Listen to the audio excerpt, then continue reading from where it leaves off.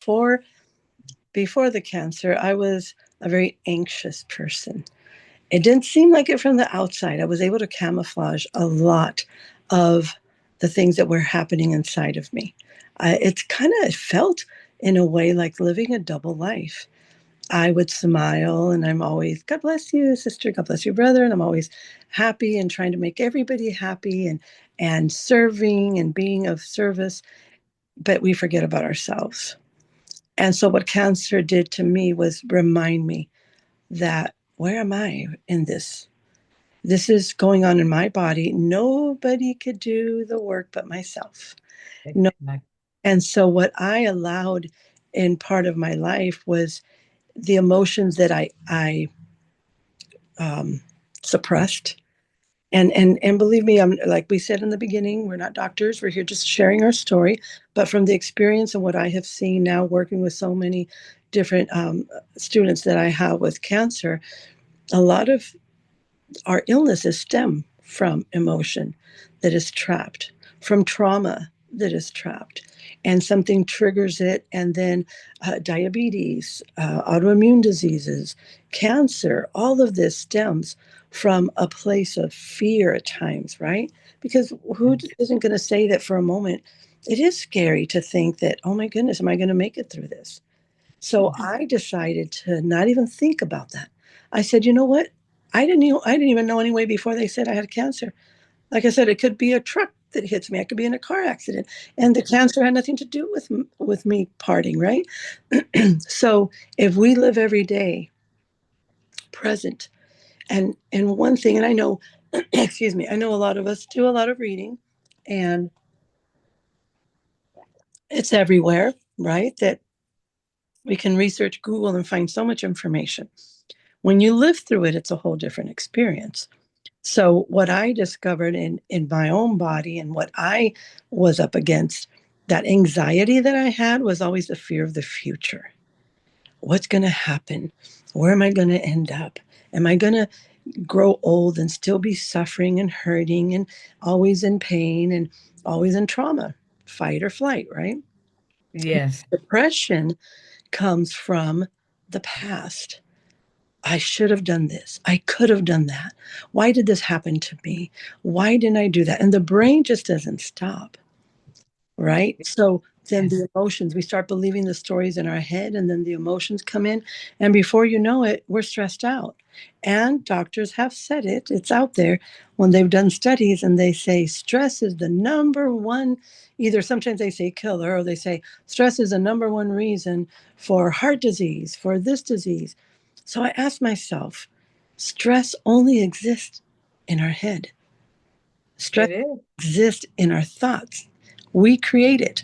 So if we are so powerful to create the disease or to create the stress in our head, then we are just as powerful to Yes. reverse it and to stop that way of thinking. So my mission now in the and the things that I do with my students, and most of them that come to me come because they have cancer and they knew that I did. They want to know what I did to change that.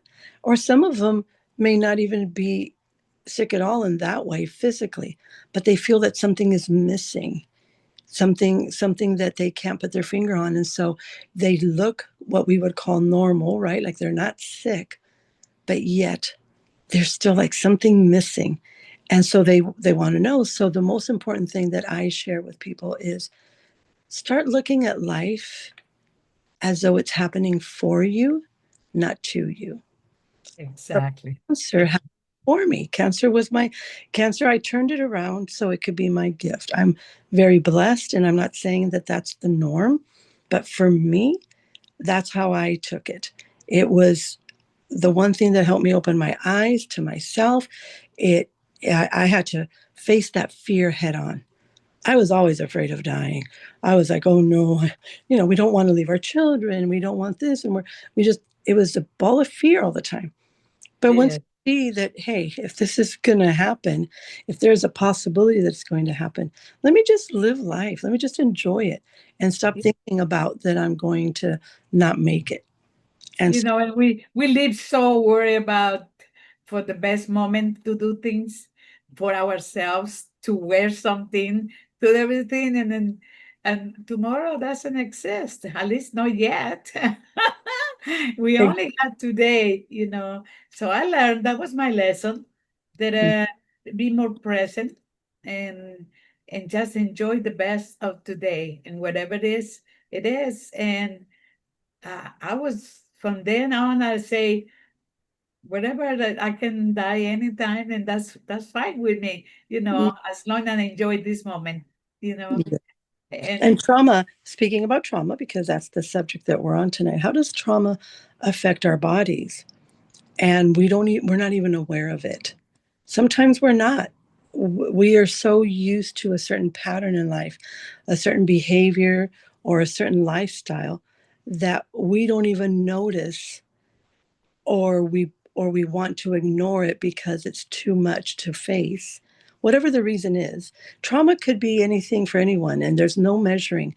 uh, don't ask me what book it is, but I did read somewhere where this woman was from a concentration camp, and she wrote about the power of that mind, and how what someone can feel when they diagnose them with cancer, and someone can feel when they get a brand new car, and someone comes with a key and just scratches it all the way down. And you would think, why? Why would someone be so upset? It's just a car. This is cancer. But trauma is trauma. And we can't compare that I'm suffering more than you, or my trauma was bigger. There's no such thing. There's no comparison. Everyone feels the weight of their own thoughts and their own experiences. And we need to remember to be compassionate, caring, and to know that when we can barely understand ourselves and deal with our own emotions, how can we possibly think that we're going to know how somebody else feels?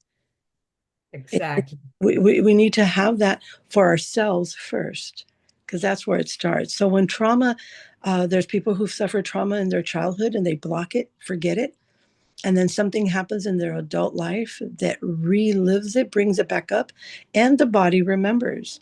The body remembers the stress, remembers the feeling, and it'll start acting as if it's in danger, right? When someone doesn't feel safe, it's a whole different thing. The body is only in survival mode if it doesn't feel safe. So that trauma hits in, and it's stuck. The body has memory. It'll remember, just like if you close your eyes and you remember when you were a little girl, Helena, and let's say your grandmother, an aunt, your mother, somebody cooks your favorite dish, or it's Christmas or whatever you celebrate, and there's that aroma in the house, or a favorite perfume that maybe your mother used or someone. And as soon as you feel that, or you smell it, or you sense it, it takes you back. It takes you Yes, back right to that moment. yes, So definitely. just like it does it with all the joy and the happiness, right? It also does it with the trauma. So we can really choose. It is a choice. We can choose and say, wait a minute. Oh, I can feel the tension building up, and I don't like that in my body. It's not good for my health. So we can choose to change our thoughts.